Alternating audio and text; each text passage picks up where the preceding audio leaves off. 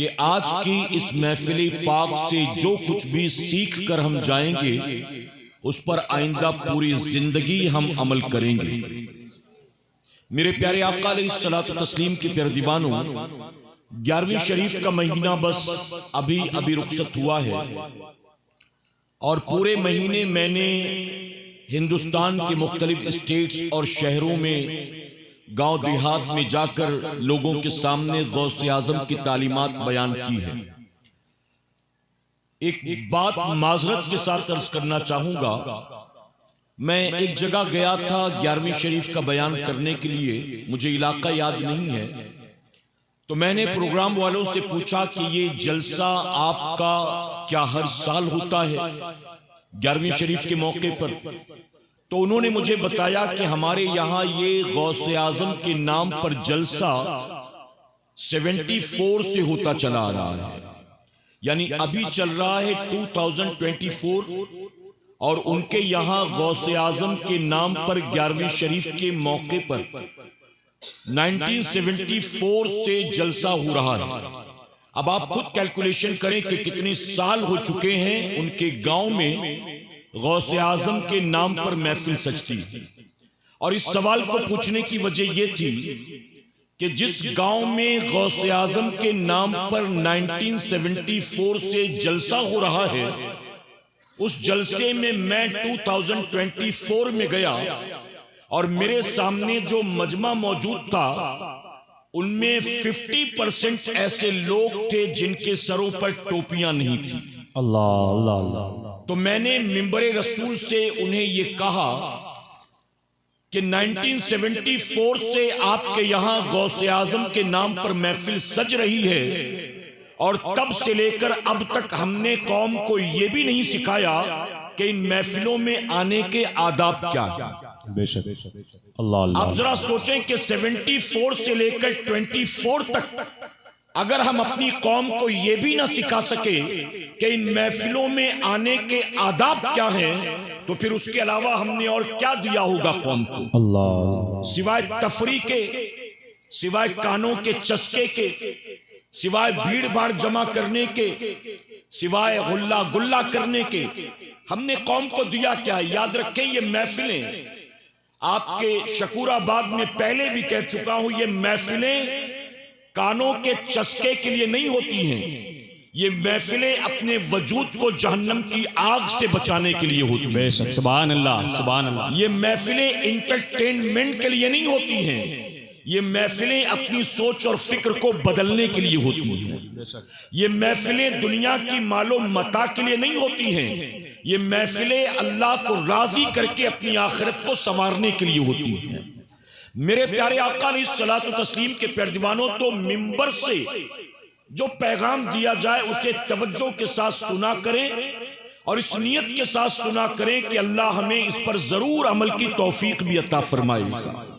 मेरे प्यारे आका के प्यारे दीवानों, अगर आप सुबह के 4-5 बजे तक तकरीर सुने और पूरे रात भर के जलसे में आपने कुछ हासिल ही नहीं किया, बस भीड़ का हिस्सा बन गए, बैठे रहे, सुना चले गए और आपकी सोच और फिक्र में, आपकी लाइफस्टाइल में, आपकी जिंदगी में कोई तब्दीली नहीं आई, तो फिर आपने हासिल क्या किया? एक किसान भी खेत में मेहनत करता है तो मकसद क्या होता है? Time pass. क्यों मेहनत करता है वो? अगर वो खेत जोतता है, उसके अंदर पानी डालता है, बीज डालता है, खाद डालता है, उसकी रखवाली करता है, तो इस सारी मेहनत के पीछे कुछ ना कुछ मकसद तो होता है ना। आपका भाई, आपका बेटा, आपका दोस्त, किसी बहन का शौहर अपने घर बार को, वतन को, माँ बाप को छोड़ छाड़ कर अगर बॉम्बे जाता है, सऊदी जाता है, दुबई जाता है, तो क्यों जाता है? जाने का मकसद क्या है? हर काम के पीछे कोई ना कोई मकसद तो जरूर होता है ना, हर काम के पीछे कोई ना कोई एम तो जरूर होता है। इन महफिलों का मकसद क्या है? इन महफिलों को सजाने का मकसद क्या है? इन महफिलों में हमारे आने का मकसद क्या है? तो हमारी तवज्जो वहां होनी चाहिए कि इंशाअल्लाह। मेरे प्यारे आका अलैहिस्सलातु तस्लीम के प्यारे दीवानों, ये चंद जुमले मैंने तमहीद के तौर पर आपके सामने अर्ज कर दिए। अब मैं आपसे कुछ सवाल पूछना चाहता हूं, आप मुझे बताएं। ये जिंदगी हमें और आपको किसने अता किया है? हमारे घर में जो रिस्क मौजूद है वो हमें किसने अता किया? माँ बाप हमें किसने अता किए? आंखों को देखने की ताकत किसने अता की? अल्लाह। जबान को बोलने की सलाहियत किसने अता की? कानों को सुनने की सलाहियत किसने अता की? हमें हाथ और पैर किसने अता किया? बस ये 10-12 लोग जवाब दे रहे हैं।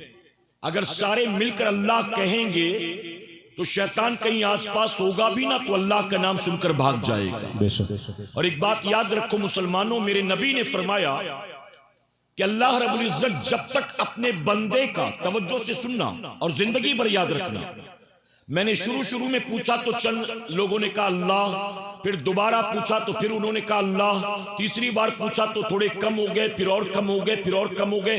तो मेरे नबी ने 1450 साल पहले फरमाया कि अल्लाह रब्बुल इज्जत जब तक बंदे का पहली बार अल्लाह कहना कबूल नहीं करता, उसे दूसरी बार अल्लाह कहने की तौफीक ही नहीं देता। सुभान अल्लाह। तो अगर किसी ने 10 बार कहा तो ये इस बात की गारंटी है कि 9 बार अल्लाह ने कबूल किया है, तब 10वीं बार की तौफीक अता की है। और या 3 ही बार में थक गए, 3 बार के बाद अल्लाह का नाम जबान पे नहीं आ रहा। तो हमें जितनी नेमतें मिली हैं वो सारी नेमतें हमें किसने अता की? अल्लाह। चाहे वो माल और दौलत हो, चाहे वो बीवी बच्चे हो, चाहे वो घर बार हो, चाहे सीने में धड़कने वाला दिल हो, चाहे रगों में दौड़ने वाला खून हो, चाहे हमारी आने जाने वाली सांसें हो, ये सारी नेमतें हमें किसने अता की? जमीन का बिछौना किसने बिछाया? आसमान का शामियाना किसने लगाया? हवाओं को चलाने वाला कौन? आसमान से पानी बरसाने वाला कौन? जमीन से सब्जा उगाने वाला कौन? रात सोने के बाद सुबह उठाने वाला कौन? अल्लाह। घर से निकलते हो सुबह सवेरे रोजी देने वाला कौन? अल्लाह। मेरे प्यारे आका के प्यारे दीवानों, गर्ज के जो कुछ मिला ये सब हमें रब ने अता फरमाया है और कोई भी इस पर एतराज नहीं करता मुसलमान होकर कि हमें जो कुछ मिला ये सब कुछ हमें रब ने अता किया। अब मेरे प्यारे आका के प्यारे दीवानों, मुझे दिल पर हाथ रखकर जरा जवाब दें। एक तरफ तो इस बात का एतराफ भी है, एक तरफ तो इस बात को कबूल भी करते हो कि जो कुछ मिला, जो मिल रहा है, जो कुछ मिलेगा वो सब कुछ देने वाला अल्लाह तबारक व तआला, अल्लाह के सिवा दूसरा कोई नहीं। जिंदगी और मौत पर कुदरत कौन रखता है? इज्जत और जिल्लत किसके दस्ते कुदरत में है? बीमारी और शिफा देने वाला कौन है? अल्लाह है। हर कोई मानता है। अब मुझे आप जवाब दें कि जिस अल्लाह के बारे में आपका यह अकीदा है कि खालिक भी वही, मालिक भी वही, राजिक भी वही, तमाम नेमतें देने वाला वही, सीने में दिल को धड़काने वाला वही, रगों में खून को चलाने वाला वही, आती जाती सांसों पर कंट्रोल करने वाला वही। जब हमारा ये मानना है कि सब कुछ अल्लाह के दस्ते कुदरत में है और सारी नेमतें हमें अल्लाह ही ने अता की हैं, अब मुसलमानों मेरा सवाल आपसे ये है कि जब ये मानते हो कि खालिक भी वही है, मालिक भी वही है, राजिक भी वही है, तमाम नेमतें देने वाला वही है, जिंदगी और मौत पर कुदरत रखने वाला वही है, इज्जत और जिल्लत देने वाला वही है, कल मेरा क्या बनेगा फैसले करने वाला वही है, तो जब ये मानते हो तो ये मानने के बाद भी उस अल्लाह की नाफरमानी कैसे करते हो? अल्लाह अल्लाह अल्लाह। एक तरफ ये भी मानते हो कि वही सब कुछ है और एक तरफ दिन रात उसकी नाफरमानी, उससे बगावत। आज हम मुसलमानों की पोजीशन ये, अल्लाह ने जिन कामों का हुक्म दिया हम करने को तैयार नहीं, और अल्लाह ने जिन कामों से मना किया हम बचने को तैयार नहीं। बताइए है कि नहीं है? अल्लाह ने नमाज का हुक्म दिया, दिन और रात में 5 वक्त नमाज को फर्ज किया गया, मुसलमान पढ़ने को तैयार नहीं। अल्लाह ने झूठ बोलने से मना किया, मुसलमान बचने को तैयार नहीं। अल्लाह ने गीबत और चुगली करने से मना किया, अल्लाह ने नाच गाने से मना किया, अल्लाह ने फैश कलिमात से मना किया, अल्लाह ने माँ बाप के साथ बदसलूकी से मना किया, अल्लाह तबारक व तआला ने शराब से मना किया, जुए से मना किया, जिना से मना किया, लेकिन बचने को तैयार नहीं। मेरे प्यारे आका के प्यारे दीवानों, आज बहुत माजरत के साथ ये बात कहनी पड़ती है कि जैसे जैसे दुनिया तरक्की कर रही है वैसे वैसे मुसलमानों के हालात बद से बदतर होते चले जा रहे हैं। हम और आप मुसलमान हैं और इसलिए हैं क्योंकि मुसलमान माँ की कोख से पैदा हुए। हम और आप मुसलमान हैं और इसलिए हैं क्योंकि मुसलमान बाप दादा के घर में पैदा हुए। अलावा इसके बताइए हमारी जिंदगी में इस्लाम क्या नजर आता है? हमारा इखलाक इस्लाम के मुताबिक है, हमारा किरदार इस्लाम के मुताबिक है, हमारा चेहरा इस्लाम के मुताबिक है, हमारा लिबास इस्लाम के मुताबिक है, हमारा चलना फिरना उठना बैठना इस्लाम के मुताबिक है। हम चूंकि पैदाइशी मुसलमान हैं इसलिए दुनिया हमें मुसलमान समझती है और हम भी इसलिए ईद बकरा ईद मना लिया करते हैं। अलावा उसके प्रैक्टिकली हमारी लाइफ में इस्लाम कहाँ नजर आता है? आज झूठ बोलने में हम आगे हैं, गाली गलौच में आगे हैं, नाच गाने में आगे हैं, सूद जुए में आगे हैं, माँ बाप की नाफरमानी में आगे हैं, दूसरों की बहू बेटियों को छेड़ने तालियां सीटियां बजाने में आगे हैं, एक दूसरे से लड़ने झगड़ने में आगे हैं, शादी ब्याह में नाच गाना करने में आगे हैं। मेरे प्यारे आका के पैरवानों, बल्कि दो बुराइयां कौम मुस्लिम में इस वक्त बहुत तेजी के साथ फैल रही हैं। एक बुराई मुसलमान लड़कों में है, एक बुराई मुसलमान लड़कियों में है। कौम मुस्लिम का जवान तेजी के साथ नशे की तरफ जा रहा है और कौम मुस्लिम की नौजवान बच्चियां तेजी के साथ बेहयाई की तरफ जा रही हैं। अल्लाह अल्लाह अल्लाह। आज जहां भी मैं जाता हूं, मौका 11वीं शरीफ का हो, 12वीं शरीफ का हो, छठी शरीफ का हो, किसी इलाके का सालाना जलसा हो, कहीं का सुन्नी इज्तिमा हो, जहां जाओ हर जगह यही कहा जाता है, हजरत हमारे यहां लोग शराब बहुत पीते, हमारे यहां नौजवानों में चरस चिलम गांजा आम हो चुका। मैं आपको बताऊं, कल मेरा बयान इंशाअल्लाह वेस्ट बंगाल में, और पहले से मुझे उन्वान दे दिया गया कि आपको नशे पर बयान करना है। आप बताइए, प्रोग्राम का नाम है, टाइटल है जश्न गौसे आजम, और गौसे आजम पर बयान नहीं करना, नशे पर बयान करना। क्या वजह है? हैदराबाद में हमारा 9-10 तारीख को सालाना जलसा है, सालाना इज्तिमा इस साल इंशाअल्लाह। 9 और 10 तारीख को सालाना इज्तिमा, वहां भी मर्दों के इज्तिमा में मुझे यही उन्वान दिया गया, आपको नशे पर बोलना। मेरे प्यारे आका के पैरवानों, ये तल्ख हकीकत है मौजूदा दौर की। जहां भी जाता हूं पूरे हिंदुस्तान में, और पोजीशन ये कि गुजरात वगैरह में तो हमारी कौम के 13-13, 14-14 साल के बच्चे नशा करने लग गए। अल्लाह अल्लाह। बॉम्बे में आकर देखें, स्लम एरिया में रहने वाले 12-13 साल के मुसलमानों के बच्चे वाइटनर सूंघ रहे। मेरे प्यारे आका के पैरवानों, आप मुझे बताएं, जब हमारा ये अकीदा है, खालिक भी वही, मालिक भी वही, राज़िक भी वही, दिल की धड़कनें उसके दस्ते कुदरत में, हमारी सांसें उसके दस्ते कुदरत में, वो जब तक चाहे सांसों को चलने दे, जब तक चाहे दिल को धड़कने दे, जब चाहे सांसों को रोक ले, इसके बावजूद भी उससे बगावत, दिन रात उसी की नाफरमानी।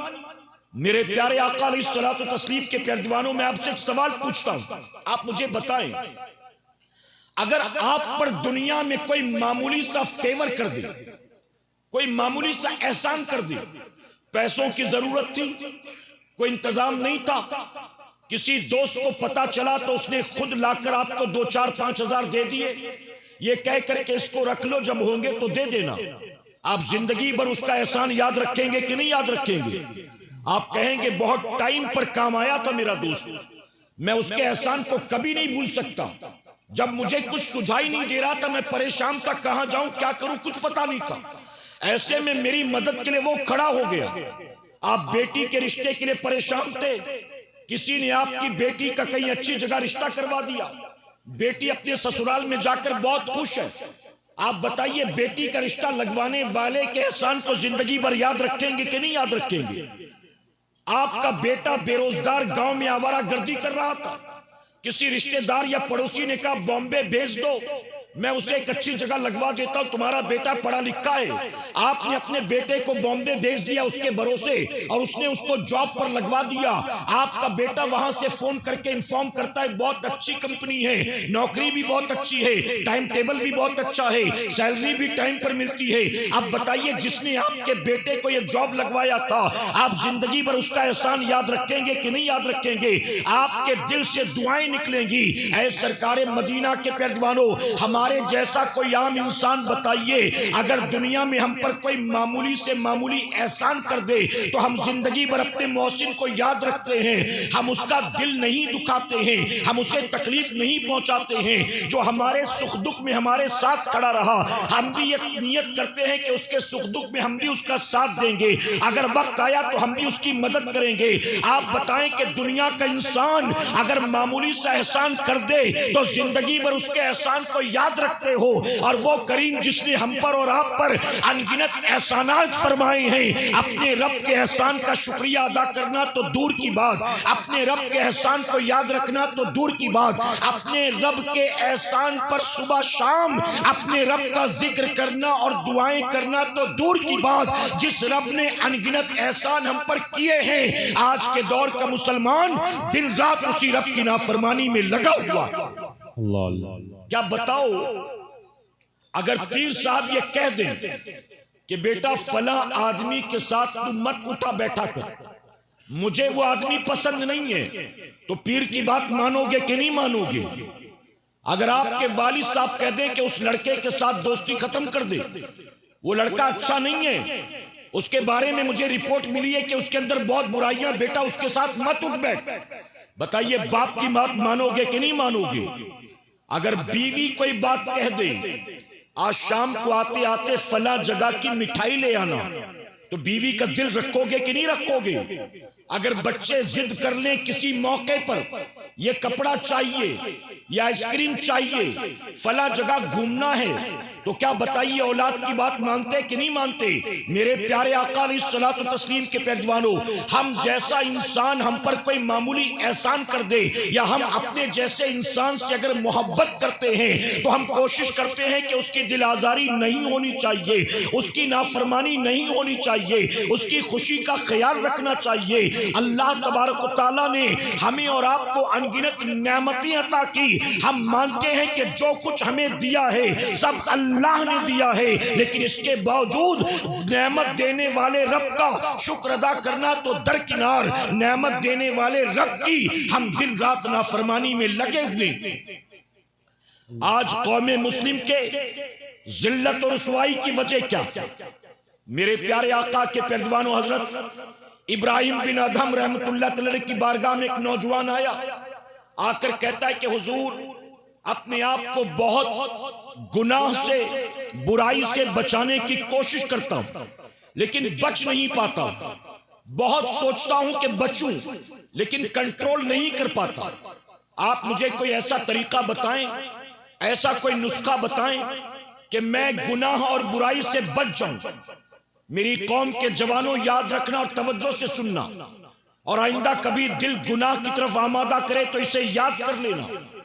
इब्राहिम बिन अदहम रहमतुल्लाह अलैह ने फरमाया, अगर आइंदा कभी तेरा गुनाह करने को जी चाहे तो तू एक काम करना। उसने कहा, क्या काम? कहा, अगर आइंदा कभी नफ्स चाहे गुनाह करने को तो अल्लाह की जमीन से कहीं और चले जाना, अल्लाह की जमीन से निकल जाना, और फिर वहां जाकर जो जी चाहे करना। वो नौजवान कहता है, हुजूर, सारी कायनात का खालिक और मालिक तो अल्लाह ही है, मैं कहां जा सकता हूं? जहां जाऊंगा मिल्कियत उसी की, मालिक वही है, तो मैं भला कहां जाकर गुनाह करूं? आप फरमाते, जब तुझे ये यकीन है कि सारी कायनात का खालिक और मालिक वही है, तो फिर उसी रब की पैदा करने वाली जमीन पर रहकर उसकी ही नाफरमानी करता है, उसकी नाफरमानी।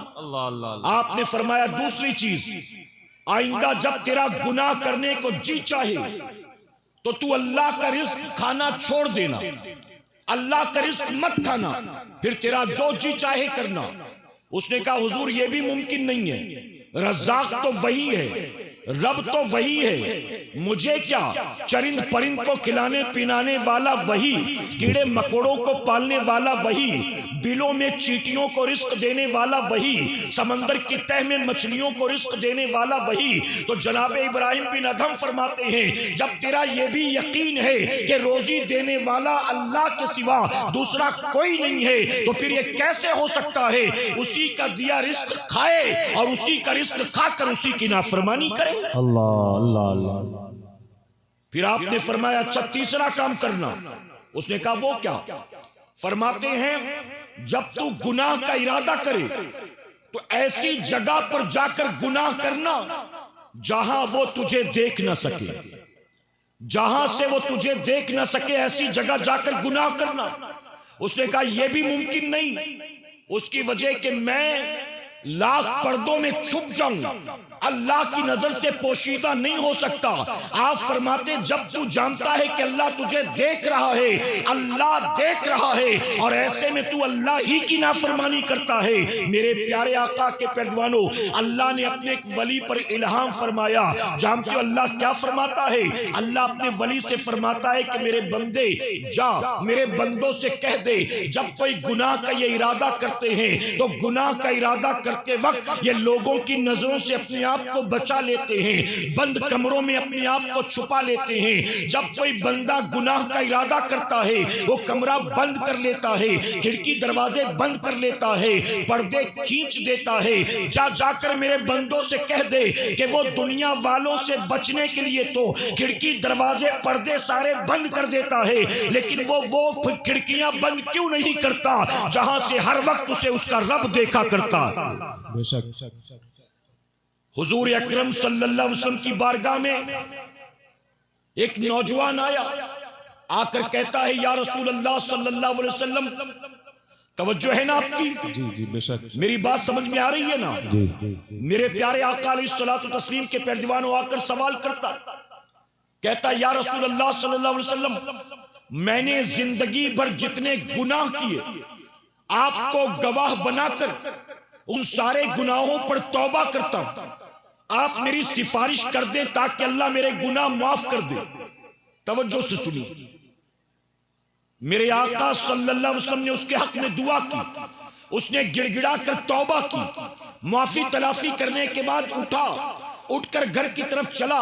तवज्जो से सुनिएगा, घर की तरफ चला, चलने के बाद चंद कदम पलटा, वापस आया, आकर कहता या रसूल अल्लाह सल्लल्लाहु अलैहि वसल्लम, मैंने तमाम गुनाहों से तौबा तो कर ली, लेकिन मैं जानना चाहता हूं जब ये गुनाह मैं कर रहा था तो क्या अल्लाह मुझे देख रहा था? तो जानते हो मेरे नबी ने क्या फरमाया? मेरे आका फरमाते हैं जब तू ये गुनाह कर रहा था अल्लाह तुझे देख रहा था। अल्लाह अकबर। जानते उस नौजवान ने जैसे ही सुना वो फौरन चीख मारता है, अल्लाह देख रहा था और मैं गुनाह कर रहा था, अल्लाह देख रहा था और मैं गुनाह कर रहा था। हदीस मुबारका में आता है उसके अंदर ऐसा खौफे खुदा पैदा हुआ, ऐसा खौफे खुदा पैदा हुआ, एक चीख मारी और जमीन पर गिरा, तड़पा और जिस्म से रूह परवाज कर जाती। अल्लाह अल्लाह अल्लाह। आप बताइए, जवान सहाबी नबी को गवाह बनाकर तौबा कर ले, और तौबा करने के बाद जब इस बात का एहसास हो कि गुनाह करते वक्त अल्लाह देख रहा था, तो इस खौफे खुदा की बुनियाद जिस्म से रूह परवाज कर जाए। और यहां नामे आमाल गुनाहों से भरा पड़ा, इसके बावजूद माथे पर परेशानी के आसार भी नजर नहीं आते। मजे के साथ मैच देख रहे हैं, सीरियल देख रहे हैं, वेब सीरीज देख रहे हैं, पूरी रात यूट्यूब पर रील देखने में, स्टोरी देखने में, लोगों का डीपी स्टेटस देखने में बर्बाद कर रहे हैं। कोई पूरी रात जंगली रमी खेलता है, कोई पूरी रात पबजी खेलता है, कोई पूरी रात यूट्यूब पर गंदी गंदी वीडियो तलाश करता है। आप सोचें कि रसूलुल्लाह का जमाना उन्होंने पाया, नबी के चेहरे की जियारत करके सहाबियत का मकाम उन्होंने हासिल किया, इसके बावजूद खौफे खुदा का आलम यह है कि गुनाहों से तौबा करते हैं। और तौबा करने के बाद जब इस बात का एहसास हुआ कि जब मैं गुनाह कर रहा था अल्लाह देख रहा था, तो इस खौफे खुदा की बुनियाद उनके जिस्म से रूह परवाज कर जाती। अल्लाह अल्लाह। मेरे प्यारे आका के पैरदीवानों, मलफूजात गरीब नवाज में यह हिकायत मौजूद है। कहते एक मर्तबा चंद नौजवान रास्ते से गुजर रहे थे, आपस में हंसी मजाक कर रहे थे, बातें करते करते चले जा रहे हैं। करीब में एक कब्र मौजूद थी, कब्र के करीब से गुजर रहे थे। अचानक किसी ने कोई बात कही, जिस बात को सुनकर एक नौजवान को जोर से हंसी आ गई। कहकहा लगाकर हंसा वो। फरमाया गया नौजवान जैसे ही जोर से हंसा, कब्र से आवाज आई, अल्लाह के बंदे, एक इंसान का कब्र में क्या अंजाम होता है, अगर तुझे पता चल जाए ना तो हंसना तो दूर की बात है, तू मुस्कुराना भी छोड़ देगा।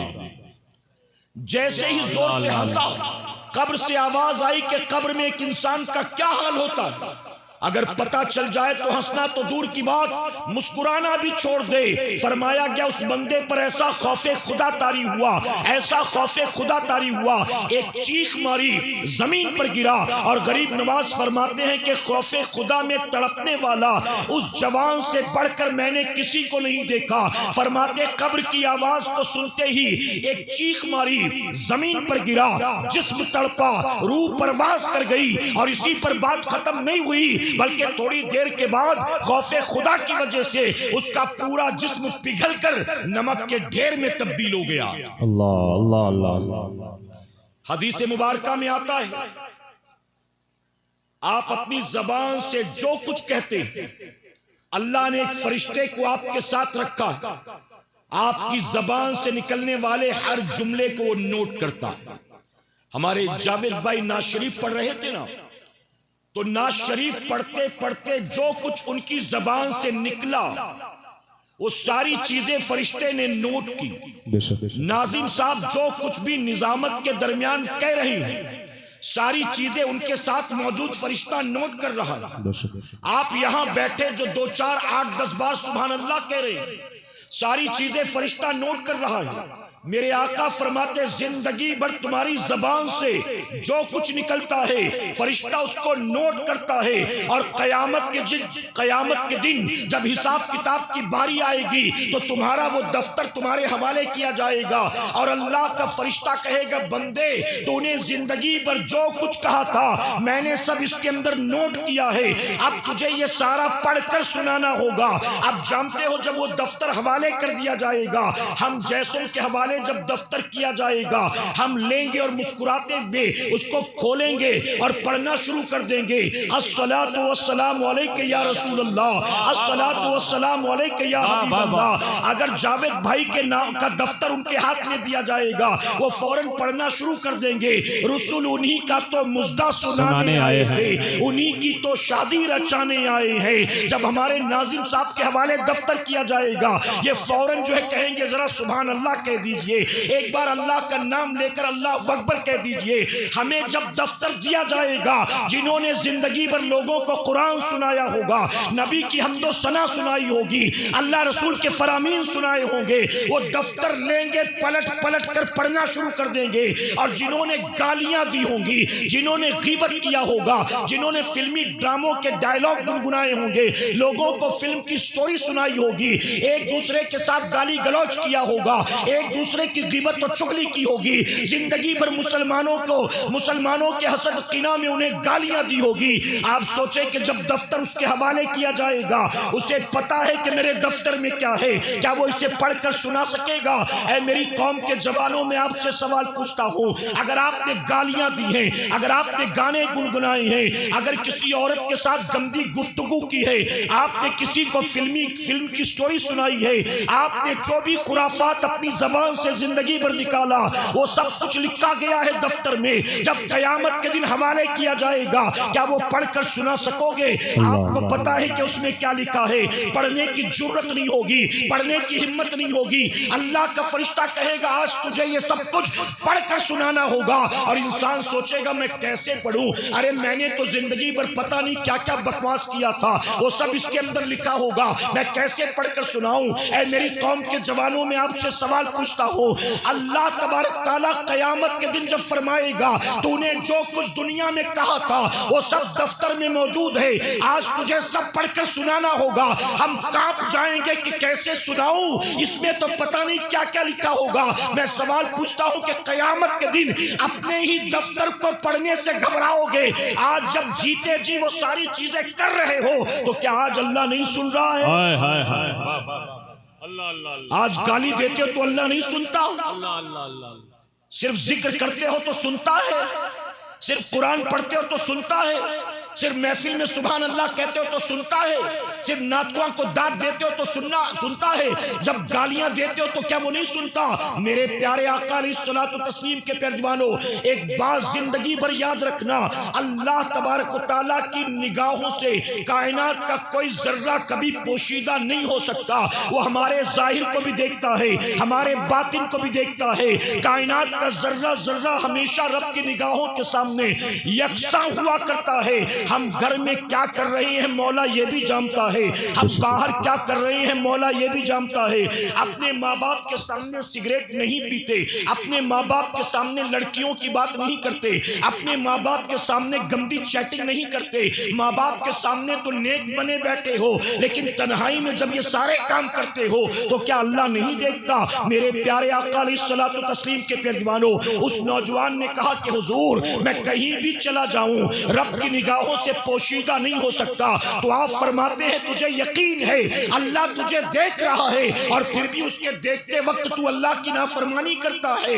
अल्लाह अकबर। इसके बाद आपने फरमाया तू चौथा काम एक करना, जब मौत का फरिश्ता तेरी रूह कब्ज करने के लिए आए तो कह देना मैं अभी नहीं मरूंगा, अभी मैंने दुनिया देखी कहाँ है, अभी मैंने मजे किए कहाँ हैं, अभी मुझे मरना नहीं है, अभी तो मैं और जीना चाहता हूँ। क्या तू ये कर सकता है? तो जानते हो नौजवान क्या कहता है? नौजवान कहता है हुजूर ये कहां मेरे लिए मुमकिन है? अरे मैं चाहूं न चाहूं मौत का फरिश्ता आएगा तो रूह कब्ज करके ले जाएगा, मैं तड़पता रहूंगा, छटपटाता रहूंगा, हाथ पांव पटकता रहूंगा, लेकिन वो रूह लेकर चला जाएगा। माँ बाप बिलखते रहेंगे, बीवी बच्चे रोते रहेंगे, रिश्तेदार तड़पते रहेंगे, लेकिन वो रूह लेकर चला जाएगा।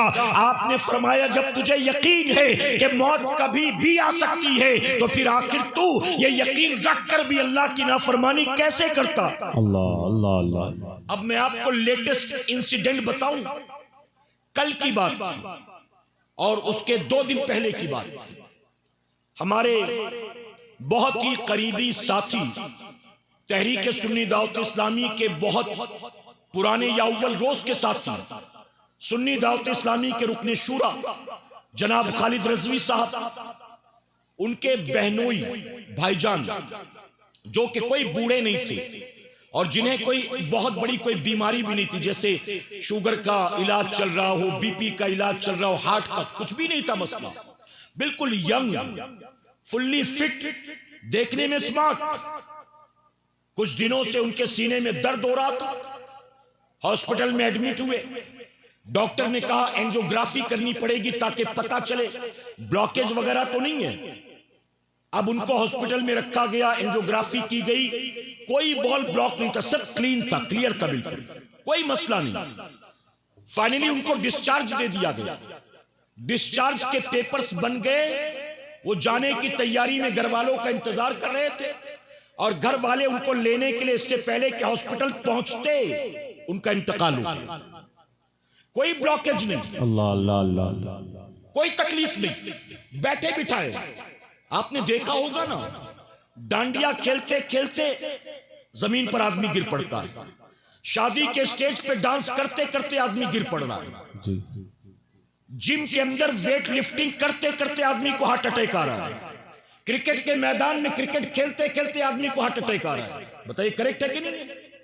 कल का इंसिडेंट है, एक शख्स जो हमारे इज्तिमा में और मरकज पर पाबंदी से आता था, पाबंदी से, और जब भी आता मुलाकात करता, मुसाफा करता और जाता, बिल्कुल फिट। कल असर की नमाज पढ़ने के लिए मस्जिद में वो गया, पहले से कोई दवाइयां नहीं, कोई अबाउट 50 हो या कुछ इलाज, कुछ भी नहीं, फुल्ली फिट। मेरे ख्याल से उम्र 30-32 साल रही हो या बहुत 35 साल। असर की नमाज पढ़ने के लिए मस्जिद में गया, और पहली रिकात में उसका इंतकाल हो गया। अल्लाह पहली रिकात में। हमें कब मौत आना है हमें पता है। मेरे प्यारे आका के पैरवानों, कितने लोग हैं अपने मरीज को अस्पताल में ले जाते हैं ताकि जान बच जाए। जो मरीज खुद चलकर अस्पताल में पहुंचता है, पेपर खुद साइन करता है, डॉक्टर जो दवाइयां प्रिस्क्राइब करते हैं दवाइयां भी लेता है, रिश्तेदारों से बातें भी करता है, जो आ नहीं सकते वीडियो कॉल पर उनसे बातें करता है। अरे जो फुल्ली फिट अपने घर से गया था अस्पताल में कोई इलाज कराने के लिए, हफ्ते 10 दिन के बाद वो इलाज करा के घर नहीं आता, बल्कि उसकी मैयत घर वापस आती है। बताइए हो रहा है कि नहीं हो रहा है? जी। मेरे प्यारे आका के पैरवानों, हर 24 घंटे में पूरी दुनिया में आज की तारीख में तकरीबन 1,40,000 लोग मर रहे हैं रोजाना। हर 24 घंटे में वर्ल्ड वाइड 1,40,000 मौतें हो रही हैं। और मैंने अपने यहां का आंकड़ा आपको बताया था कि कोरोना काल के बाद से इंडिया में हर 1 घंटे में 40 साल से कम उम्र के 4 लोगों को हार्ट अटैक आ रहा है। हर 1 घंटे में 40 साल से कम उम्र के 4 लोगों को हार्ट अटैक आ रहा है हमारे मुल्क में। हमारी सांसें कब तक चलेंगी हम जानते हैं, हमारा दिल कब तक धड़कता रहेगा हम जानते हैं। तो आपने फरमाया जब मौत का फरिश्ता तेरी रूह कब्ज करने आएगा और एक लम्हे की तुझे मोहलत नहीं देगा, तुझे यकीन है, इसके बावजूद भी तू रब की नाफरमानी करता है। फिर आपने फरमाया मेरी 5वीं नसीहत तेरे लिए ये 5वीं बात फरमाते हैं, जब तेरी नेकी बदी का फैसला हो और अल्लाह फरमाए कि फरिश्तों इसको ले जाओ जहन्नम में दाखिल कर दो, तो तू कहना मैं जहन्नम में जाने वाला नहीं, मैं तो जन्नत में जाऊंगा। दुनिया में मैंने ऐश किए, आखिरत में भी मुझे मजे चाहिए, मैं जहन्नम में नहीं जाऊंगा। तो बंदा कहता है हुजूर ये मेरे कंट्रोल में कहां है? अरे मैं चाहूं ना चाहूं फरिश्ते मुझे घसीट कर मुंह के बल जहन्नम में ले जाएंगे। आप फरमाते जब तुझे ये भी यकीन है कि कयामत के दिन तेरा फैसला तेरी मर्जी से नहीं होगा, तेरे अमाल के मुताबिक होगा, तो इसके बावजूद भी तू अपने आप को जहन्नम का ईंधन क्यों बनाना चाहता है? आखिर अपने आप को जहन्नम में क्यों डालना चाहता है? उस बंदे ने अल्लाह के वली की इन 5 नसीहतों को सुना और सुनने के बाद कहता है जिंदगी में आइंदा जब भी गुनाह का ख्याल आएगा आपकी नसीहत को याद कर लूंगा और अल्लाह मुझे गुनाह से बचने की तौफीक अता करेगा। अल्लाह मेरे प्यारे आका के पैरवानों, अल्लाह के नबी सैयदना सुलेमान अलैहिस्सलाम, तवज्जो है ना आपकी? जी। अल्लाह के नबी सैयदना सुलेमान अलैहिस्सलाम का दरबार लगा हुआ, कई लोग बैठे हैं। एक आदमी को दूसरा आदमी काफी देर से घूर घूर कर देख रहा था। बैठा था दरबार में सुलेमान अलैहिस्सलाम के, लेकिन पलट पलट कर उसी को देख रहा था बार बार। इतनी बार देखा और ऐसा देखा कि उस बंदे के दिल में खौफ पैदा हो गया। वो बंदा वहां से उठकर आया, अल्लाह के नबी सैयदना सुलेमान अलैहिस्सलाम से कहता है अल्लाह के नबी आपके दरबार में एक आदमी बैठा हुआ है और काफी देर से मुझे घूर घूर के देख रहा है, ऐसा लग रहा है जैसे मेरा दुश्मन हो। ऐसा लगता है कि यहां से निकलूंगा तो कहीं मुझे मार ना दे। आप कोई ऐसा इंतजाम कर दें कि मैं यहां से दूर चला जाऊं, आप कोई ऐसा इंतजाम कर दें कि मैं यहां से दूर चला जाऊं, यानी उससे बच जाऊं। सुलेमान अलैहिस्सलाम ने हवा को हुक्म दिया है हवा मेरे इस उम्मती को हिंद पहुंचा दे। कहां पहुंचा दे? हिंद, यानी यहां मेरे इस उम्मती को हिंद पहुंचा दे। हवा ने उसे उठाया और चंद लम्हों में यहां पहुंचा दिया। अब जैसे ही हवा ने उसे उठाया, वो जो दूसरा बैठा घूर रहा था वो भी उठा और चला गया। महफिल बर्खास्त हुई तो दूसरा वाला वापस आया सुलेमान अलैहिस्सलाम के पास। सुलेमान अलैहिस्सलाम ने मुस्कुराकर कहा इज़राइल तू इसे इतना घूर घूर के क्यों देख रहा था? तेरे देखने की वजह से वो डर गया था, तू आखिर उसे बार बार घूर घूर कर क्यों देख रहा था? तो सुनो, वो इंसानी शक्ल में आने वाला कोई और नहीं, मौत के फरिश्ते इज़राइल अलैहिस्सलाम थे। इज़राइल अलैहिस्सलाम ने कहा अल्लाह के नबी अल्लाह ने मुझे जमीन पर भेजा था उस बंदे की रूह कब्ज करने के लिए। मैं आया था रूह कब्ज करने, लेकिन अल्लाह ने उसके नसीब में लिखा था कि थोड़ी देर के बाद मुझे हिंद में उसकी रूह कब्ज करना था। अल्लाह अल्लाह। थोड़ी देर के बाद हिंद में मुझे उसकी रूह कब्ज करना था और वो बैठा था आपके दरबार में। कहां ये मुल्क और कहां हिंद। मैं सोच रहा था कि इतनी देर में वहां कैसे पहुंचेगा। अरे चंद लम्हों के बाद तो रूह निकालनी है और वो यहां दरबार में मजे से बैठा हुआ है। इसी सोच और फिक्र में मैं उसको बार बार देख रहा था कि अल्लाह की करनी देखे। अल्लाह तबारक व तआला ने आपके जरिए उसको हिंद पहुंचा दिया और जो वक्त अल्लाह ने मौत का मुकर्रर किया था उसी मौके पर मैंने उसकी रूह को निकाल लिया।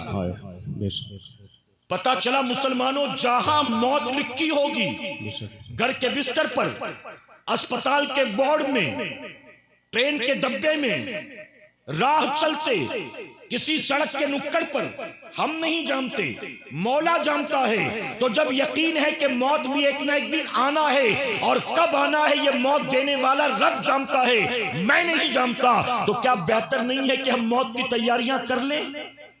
मेरे प्यारे आका के पैरवानों, फरमाया गया कि एक बंदा बनी इस्राइल में एक आबिद था जिसने 300 साल तक अल्लाह की इबादत की। तवज्जो है ना आपकी? 300 साल दुनिया को ठोकर मारकर पहाड़ की चोटी पर तन्हाई में 300 साल अल्लाह की इबादत, जिक्र भी, तौबा इस्तग़फ़ार भी, नमाजें भी, रोजा भी। अब बताएं, जो दुनिया को ठोकर मारकर 300 साल पहाड़ की चोटी पर अल्लाह की इबादत करे, उसने किसी को गाली दी होगी, उसने झूठ बोला होगा, किसी की ग़ीबत की होगी, किसी का माल गबन किया होगा। 300 साल अकेला अल्लाह की इबादत कर रहा है, उसके अलावा कोई इंसान मौजूद नहीं। तो जाहिर है कि जिन गुनाहों में हम मुब्तला हैं उन गुनाहों से अल्लाह ने उसकी हिफाजत की। 300 साल तक इबादत करता रहा। 300 साल के बाद मौत का फरिश्ता आया उसकी रूह को कब्ज करने के लिए। तो जानते हो वो बंदा नमाज में था। जब वो नमाज में था तो मौत का फरिश्ता आया पहाड़ पर उसकी रूह कब्ज करने। बंदे ने सलाम फेरा तो देखा उसके सामने पहाड़ पर कोई और मौजूद है। पहली बार उसने 300 साल के बाद किसी को देखा था पहाड़ पर। उस आबिद ने हैरत से कहा, तू कौन, यहां कैसे? तो आने वाला कहता है, मैं मौत का फरिश्ता इज़राइल हूं, मैं तेरी रूह कब्ज करने आया हूं, तेरी मौत का वक्त हो गया। तो बंदा कहता है, फिर तूने रूह कब्ज क्यों नहीं की? तो मौत का फरिश्ता कहता है, अल्लाह ने मुझे इस बात का हुक्म दिया कि मेरा ये बंदा जिस हाल में चाहेगा उस हाल में उसकी रूह को कब्ज करना। यानी जाते ही इज़राइल रूह मत निकाल लेना, इससे पूछना कि किस हाल में मरना चाहता है। आप बताइए, ये कितना बड़ा इनाम है ना अल्लाह का।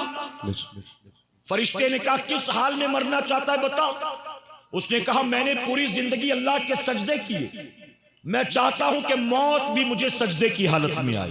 मोहब्बत से कहें, सुभान अल्लाह। मौत भी मुझे सजदे की हालत में आए। मैं 2 रकात नमाज़े नफिल की नियत करके खड़ा होता हूं। जब दूसरी रकात का आखिरी सजदा करूंगा तो उसी सजदे में तू मेरी रूह निकाल लेना। हदीस शरीफ में आता है, मेरे नबी फरमाते हैं, जिब्राइल अलैहिस्सलाम ने अर्ज किया, या रसूल अल्लाह सल्लल्लाहु अलैहि वसल्लम, बनी इस्राइल के उस आबिद की रूह को सजदे की हालत में निकाला गया। आज भी जब आसमानों से जमीन पर मैं आपके पास आता हूं तो आज भी उस बंदे को आसमानों पर सजदे में पाता हूं। सजदे में मौत आई, कितनी खूबसूरत मौत। वो अल्लाह अकबर कह के 2 रकात नमाज की नियत करके खड़ा हो गया। कहता है, जी तो नहीं चाहता था कि सलाम फेरूं, जी तो नहीं चाहता था कि दूसरी रकात तक पहुंचूं, जी तो नहीं चाहता था कि नमाज को मुकम्मल करूं, लेकिन इसके बावजूद मौत का वक्त मुकर्रर था। कहता है, मैं नमाज अदा कर रहा था, यहां तक कि मैं सजदे में चला गया। जब मैंने दूसरी रकात का दूसरा सजदा किया, मौत के फरिश्ते ने रूह को कब्ज कर लिया। अब सुनो जो असल बात बताना चाहता हूं। जब मौत के फरिश्ते ने रूह को कब्ज किया, हालत सजदा में उसको मौत आई। अब किताबों में आता है कि हिसाब किताब के उसको अल्लाह के हुजूर पेश किया गया। तो जानते हो अल्लाह ने क्या फरमाया? अल्लाह ने फरमाया, फरिश्तों, मैंने अपने बंदे पर रहम किया, ले जाओ इसको जन्नत में दाखिल कर दो। सुभान अल्लाह, सुभान अल्लाह। समझे नहीं शायद आप, या मैं समझा नहीं सका। अल्लाह ने फरमाया फरिश्तों मैंने इस पर रहम किया, ले जाओ इसको जन्नत में दाखिल कर दो। बेशक सुभान अल्लाह। दुआ करे अल्लाह हम सब के बारे में भी यही फैसला फरमाए। बेशक सुभान अल्लाह। जब अल्लाह ने फरमाया ले जाओ जन्नत में दाखिल कर दो, तो जानते हो बंदा अकड़ गया। वो कहता है मौला मुझे तेरी रहमत के सदके जन्नत नहीं चाहिए। अगर रहमत के सदके जन्नत में जाना होता तो दुनिया को ठोकर क्यों मारता, दुनियादारी क्यों छोड़ता, पहाड़ की चोटी पर क्यों जाता, 300 साल तेरा रुकू क़याम सजदा क्यों करता, दुनिया की लज्जतों को ठोकर क्यों मारता। ऐ अल्लाह मुझे तेरी रहमत के सदके जन्नत में जाना होता तो मैं भी दुनिया में मजे की जिंदगी गुजारता, ऐश करता और तेरी रहमत के सदके जन्नत में चला जाता। मुझे तेरी रहमत के सदके जन्नत नहीं चाहिए, मुझे 300 साल की इबादत का बदला चाहिए। अल्लाह, जो मैंने सजदे किए उसके बदले, जो मैंने जिक्र किया उसके बदले, जो मैंने तेरी इबादत की उसके बदले जन्नत चाहिए। तो जानते हो रब ने क्या फरमाया? रब ने कहा ठीक है, अगर तुझे तेरी इबादत के एवज जन्नत चाहिए तो फरिश्तों अब इसको मीजान पर ले चलो। पहले बेहिसाब किताब जन्नत में जा रहा था, रब ने फरमाया अब तेरा हिसाब लिया जाएगा, फरिश्तों मीजान पर ले चलो। ले जाया गया उस तराजू के करीब जिस पर नेकी बदी तौली जाती। 300 साल की इबादत को रख दिया गया नेकी के पलड़े पर। 300 साल की इबादत थी, पलड़ा भारी हो गया। आप जानते हैं दुनिया में तराजू का जो पलड़ा भारी होता है वो नीचे जाता है, लेकिन मैशर में मीजान का जो पलड़ा भारी होगा, कयामत के दिन तराजू का पलड़ा जो भारी होगा नीचे नहीं जाएगा, ऊपर की तरफ जाएगा। 300 साल की इबादत रखी गई, तराजू का पलड़ा भारी हो गया। अल्लाह ने फरमाया तूने तो बहुत इबादत की, अब अल्लाह ने फरमाया कि मैंने इसको जो नेमतें अता की हैं, उन नेमतों में जो सबसे छोटी नेमत है, इसकी एक आंख को निकालो और तराजू के दूसरे पलड़े पर रखो।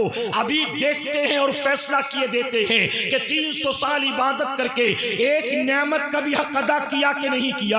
अब फरिश्तों ने उसकी एक आंख को निकाला और निकाल कर दूसरे पलड़े पर रख दिया। जैसे ही एक आंख को पलड़े पर रखा गया, 300 साल की इबादत धरी की धरी रह गई। अल्लाह की नेमत वाला पलड़ा भारी हो गया। अल्लाह ने फरमाया बंदे खुद देख ले, 300 साल इबादत करके एक आंख का भी हक अदा नहीं कर सका। अभी तो दूसरी बाकी है, अभी तो कान बाकी है, अभी तो जबान बाकी है, अभी तो हाथ पैर बाकी है, अभी तो जिस्म के आज़ा बाकी है, अभी तो जो खिलाया था वो बाकी है, अभी तो जो सांसें चलाया था बाकी है।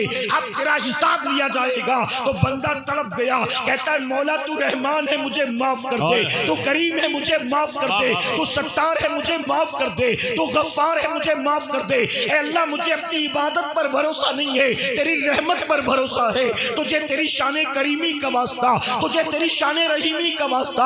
अब गिड़गिड़ा गिड़गिड़ा कर दुआएं करने लगा।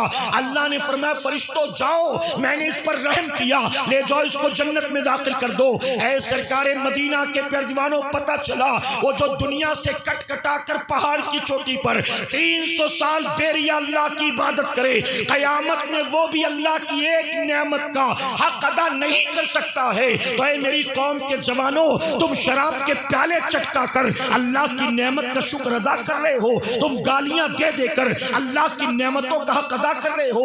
अल्लाह ने हाथ इसलिए तो नहीं दिए थे कि किसी पर जुल्म किया जाए, ताश के पत्ते फेंटे जाए, लॉटरी का टिकट निकाला जाए, इससे गंदी गंदी फिल्में सर्च की जाएं। अल्लाह ने हाथ तो इसलिए नहीं दिए थे शराब की बोतलें खोली जाएं, शराब के प्याले चटकाए जाएं, किसी गरीब पर जुल्म किया जाए। अल्लाह ने इसलिए हाथ तो नहीं दिया था। ऐ सरकारे मदीना के प्यारे दीवानों, अल्लाह ने आंखें इसलिए दी थी ताकि तुम इससे बदनिगाही करो, इससे तुम दूसरों की बहू बेटियों पर गंदी नजरें डालो, इससे गंदी गंदी फिल्में देखो। जिन चीजों को देखने से मना किया गया, इन आंखों से जिंदगी भर वही सारी चीजें देखो। अरे 300 साल पहाड़ की चोटी पर इबादत करने वाला एक आंख का भी हक अदा न कर सका, अल्लाह कयामत में हमसे नेमतों का हिसाब लेगा। बताओ बताओ अल्लाह की नेमतों का क्या हिसाब दोगे? ऐ सरकारे मदीना के पैरवानों, रुजू कर लो, अपने रब की बारगाह में सच्चे दिल से तौबा कर लो, अपने आप को गुनाहों से बचाने वाले बन जाओ, नेकी के रास्ते पर चलने वाले बन जाओ। आज जिंदगी दी है रब ने, उसका शुक्र अदा करो। कल जिंदगी वफा करे ना करे कोई नहीं जानता।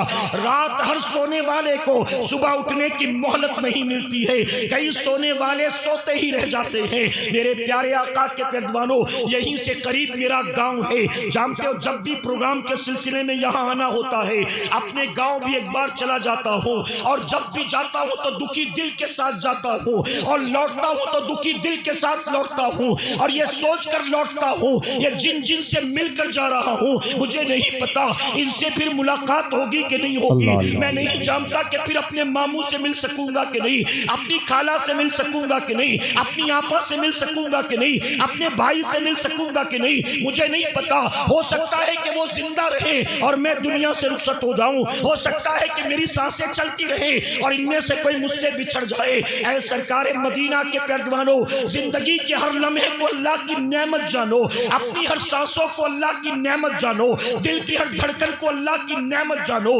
रगों में दौड़ने वाले खून के हर कतरे को अल्लाह की नेमत जानो। दस्तरख्वान पर खाने के लिए बैठो, हर लुकमे को अल्लाह की नेमत जानो। जब पानी पियो तो पानी के हर कतरे को अल्लाह की नेमत जानो। अपनी जिंदगी दुनिया में यहूद और नसारा के तरीके के मुताबिक मत गुजारो। 1450 साल पहले मेरे नबी ने जो शरीयत अता की, मेरे नबी ने जो तालीमात अता की, अगर चाहते हो अल्लाह कयामत की पकड़ से हमें बचा ले, अगर चाहते हो अल्लाह कब्र के अजाब से हमें बचा ले, अगर चाहते हो मैशर की सख्ती और गर्मी से अल्लाह हमें बचा ले, अल्लाह की बगावत से तौबा करो, अल्लाह की नाफरमानी से तौबा करो, अपने आप को दीन के सांचे में ढाल लो, अपने आप को कुरान और सुन्नत का आमिल बना लो। सिर्फ पैदाइशी मुसलमान मत बनो, अमल वाले मुसलमान बनो, इखलाक वाले मुसलमान बनो, किरदार वाले मुसलमान बनो। बताओ, कोशिश करेंगे इंशाअल्लाह? इंशाअल्लाह, इंशाअल्लाह।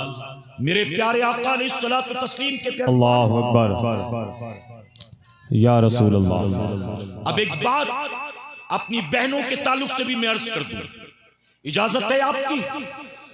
मेरी बातें समझ में आ रही है ना आपके? आपके यहां मुहर्रम बहुत धूमधाम से मनाया जाता है, और मुहर्रम मनाने के चक्कर में हम कई ऐसे काम कर गुजरते हैं जिसको शरीयत ने सख्ती से मना फरमाया। हम शरीयत की फिक्र तो करते नहीं, हम तो तबीयत के पीछे पीछे चल रहे हैं।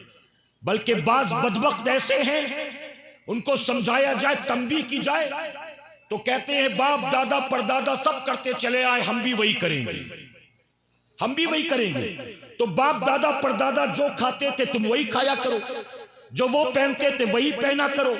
वैसे ही कच्चे मकान में क्यों नहीं रहते, वैसे ही खेती बाड़ी क्यों नहीं करते? हर चीज में अपग्रेड होना है, और दीन के मामले में बाप दादा की तरफ पीछे ही रहना है। वो पढ़े लिखे नहीं थे, उन तक दीन की बातें नहीं पहुंची। बल्कि मैं माजरत के साथ कहूंगा, बुरा मत मानना, हमारे यहां यूपी में, बिहार में, झारखंड में, उड़ीसा में, बंगाल में साल भर में जितने जलसे होते हैं शायद पूरी दुनिया में इतने जलसे नहीं होते होंगे। करेक्ट कह रहा हूं कि नहीं? जितने जलसे हमारे यहां होते, और कौम का जितना पैसा जलसों के नाम पर खर्च होता है, उर्से पाक के नाम पर खर्च होता है, नियाजों और लंगर के नाम पर खर्च होता है, शायद पूरी दुनिया में जमा करने तो इतना कहीं नहीं होता होगा। इसके बावजूद भी अगर खड़े करके किसी बूढ़े से पूछा जाए ना, तो उसे ज़कात का मसला मालूम नहीं होगा। अल्लाह अल्लाह अल्लाह। पूरी जिंदगी गुजर जाती है, मालदार है, खूब कमाया, खूब खाया, बच्चों को पढ़ाया लिखाया, खूब मकान बनाया, सवारियां ली, एक से एक गाड़ियां ली, सब कुछ, लेकिन ज़कात के मसले मालूम नहीं है। कब निकालता है, कितना निकालता है, किसे देता है, कुछ पता नहीं है। और ज़कात भी हमारे यहाँ देते हैं ना, मैंने देखा यूपी में, अगर कोई मुस्तहिक आ जाए ना तो 100 रुपया उसको ज़कात दे रहे होते हैं। निकली कितनी कैलकुलेशन करो, उस एतबार से दो। तो बहरहाल मैं अर्ज कर रहा था, इमाम ज़ैनुल आबिदीन फरमाते हैं, ये रिवायत मैं अक्सर बयान करता हूं, कि शायद किसी बहन के दिल को चोट लग जाए और बात समझ में आ जाए। इजाजत है आपकी? जी जी, जरा एक बार सुभान अल्लाह कह दें आप। सुभान अल्लाह। मेरे प्यारे आका अलैहिस्सलातु तस्लीम के प्यारे दीवानों, इमाम ज़ैनुल आबिदीन रज़ियल्लाहु तआला अन्हु फरमाते हैं इमाम ज़ैनुल आबिदीन का नाम सुना है ना आपने? इमाम हुसैन के लख्ते जिगर, जो करबला में आखिरी अहले बैत के चश्मो चिराग बाकी रह गए। सुभान अल्लाह। इमाम ज़ैनुल आबिदीन ने करबला के बाद कभी आसमान की तरफ नहीं देखा।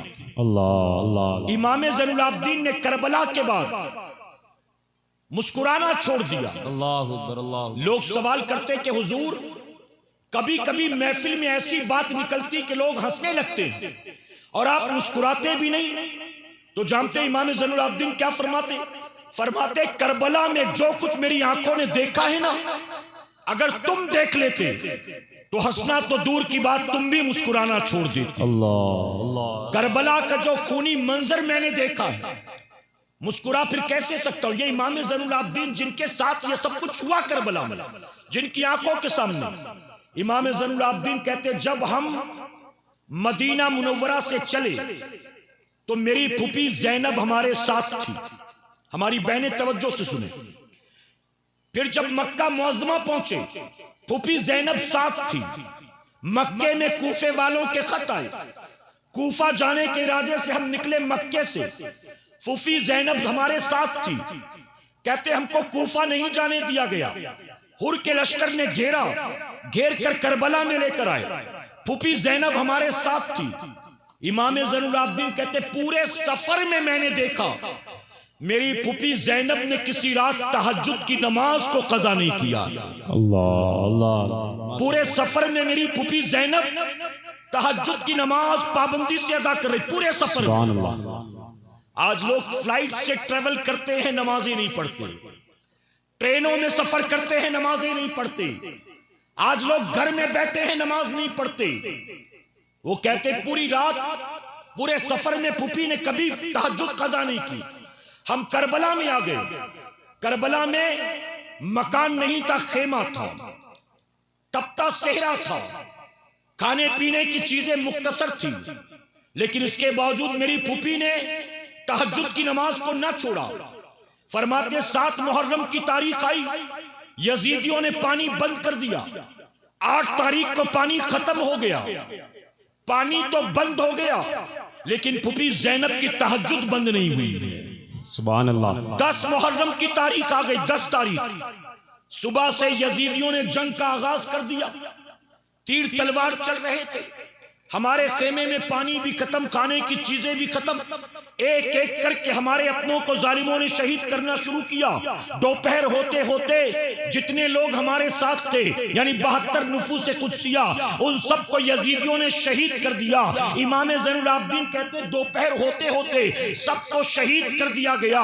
उसके बाद हमारे खेमे को लूटा गया, खेमे में आग लगा दी गई। 10 मुहर्रम का दिन गुजरा।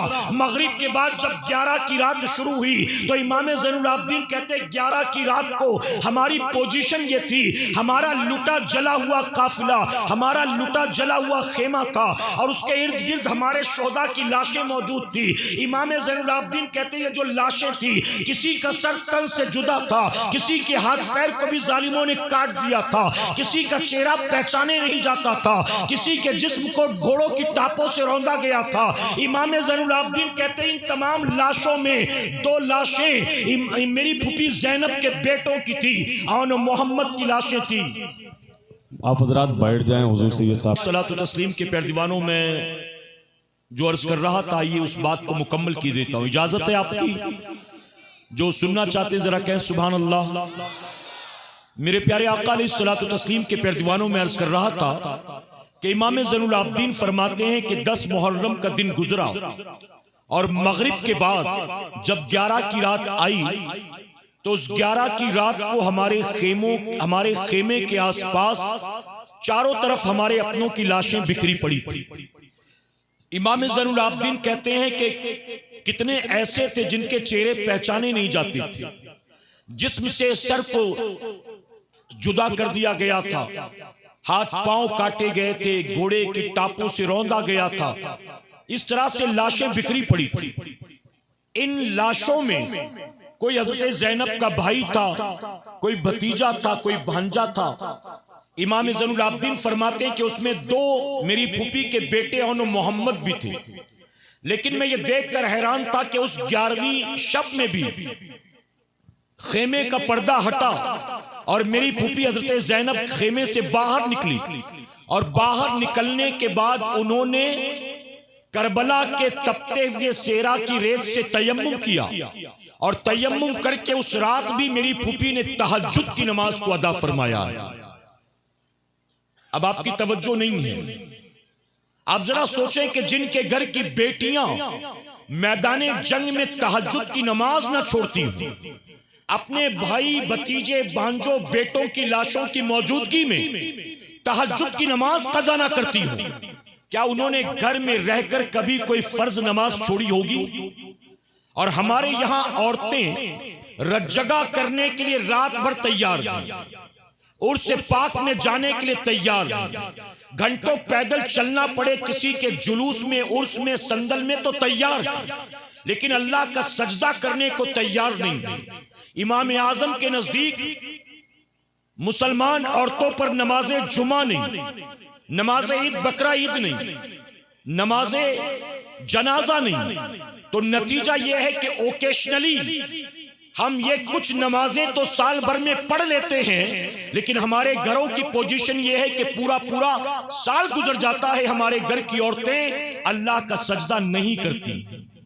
बताइए, चाहती है कि अल्लाह शौहर की रोजी में बरकत दे, चाहती है कि मेरी बेटी ससुराल में खुशहाल रहे, चाहती है कि मेरा बेटा मेरा फर्माबरदार बन जाए, लेकिन खुद अल्लाह का सजदा करने को तैयार नहीं। कभी कभी कोई माँ आकर हमसे कहती, कभी कोई बाप आकर कहता है, हजरत मैं अपनी औलाद से तंग आ चुका हूँ, बेटा एक बात सुनने को तैयार नहीं है। कोई कहता बेटी एक बात सुनने को तैयार नहीं है। मैं ऐसे माँ बाप से कहता हूँ कि तुम नमाज की पाबंदी करते हो, जवाब नफी में होता है। मैं कहता हूँ जब तुम बंदे बंदी होकर अपने रब की बात नहीं मानते तो तुम्हारी औलाद क्या तुम्हारी खाक मानेगी? जिसने अनगिनत नेमतें अता की तुम उसकी इताअत करने को तैयार नहीं, और चाहती हो कि बेटा बिल्कुल अलादीन के जिन की तरह तुम्हारा गुलाम बन जाए कि जब कहो तो उठे, जब कहो तो बैठे। क्या यह मुमकिन है? मेरे प्यारे आका अलैहिस्सलातु तस्लीम के प्यारे दीवानों, तो आज किस महफिल पाक से उठने से पहले हम सबको तौबा करके उठना है और अल्लाह की हर नेमत पर अल्लाह की नाफरमानी नहीं बल्कि अल्लाह का शुक्र अदा करने वाला बनकर उठना है। क्या इंशाअल्लाह? इंशाअल्लाह। आखिरी बात दर्ज करूंगा। फरमाया गया जब कोई बेपर्दा औरत, बेहया बेगैरत औरत मर जाती और उसके मरने के बाद उसे कफन पहनाया जाता है, 22 गज लट्ठे का कपड़े का कफन पहनाया जाता है, तो सूफिया फरमाते हैं कि आसमान पर फरिश्ते एक दूसरे को देखकर मुस्कुराते हैं और मुस्कुरा कर कहते हैं, देखो इसको जिसने जिंदगी भर कभी पर्दा नहीं किया, जो जिंदगी भर बेहया बेगैरत बेपर्दा बनकर घूमती रही, अब मरने के बाद इसके घर वाले इसको पर्दा कर रहे हैं, इसको पर्दे में लपेट रहे हैं। फरिश्ते कहते हैं तुम इसको जितना भी पर्दा करा लो, इस बेहया को जहन्नम की आग से कोई नहीं बचा सकता।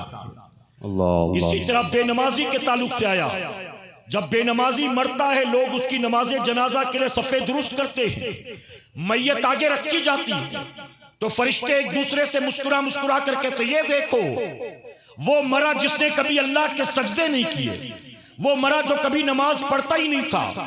फिर फरिश्ते पुकार कर कहते हैं लोगों 3 सफ नहीं, इस मरने वाले के लिए 3000 सफे भी लगा लो तो भी तुम इस बेनमाजी को जहन्नम की आग से नहीं बचा सकते। जीते जी होश के नाखून लो। मेरे प्यारे आका के प्यारे दीवानों, ये सुन्नी इज्तिमा अल्लाह ने चाहा तो 2025 में भी होगा इंशाअल्लाह, 2026 में भी होगा इंशाअल्लाह, 2027 में भी होगा इंशाअल्लाह। लेकिन क्या हमें पता है कि अगला इज्तिमा हमें मिलेगा? अगर कोई गारंटी हो इस बात की तो बताओ।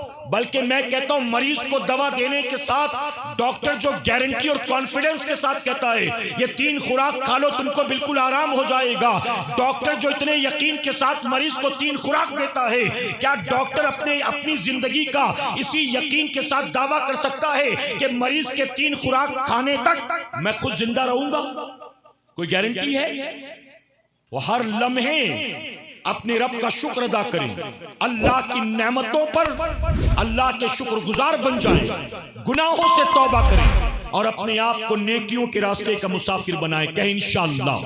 इंशाअल्लाह। अल्लाह अपनी हबीब पाक के सदक़े हमें आपको सबको कहने सुनने से ज्यादा अमल की तौफीक अता फरमाए। दरमियाने गुफ्तगू मुझसे जाने अनजाने में कोई गलती खामी रह गई, आप सबको गवाह बनाकर सच्चे दिल से तौबा करता हूँ। मेरा करीम मेरी तौबा कबूल फरमाए।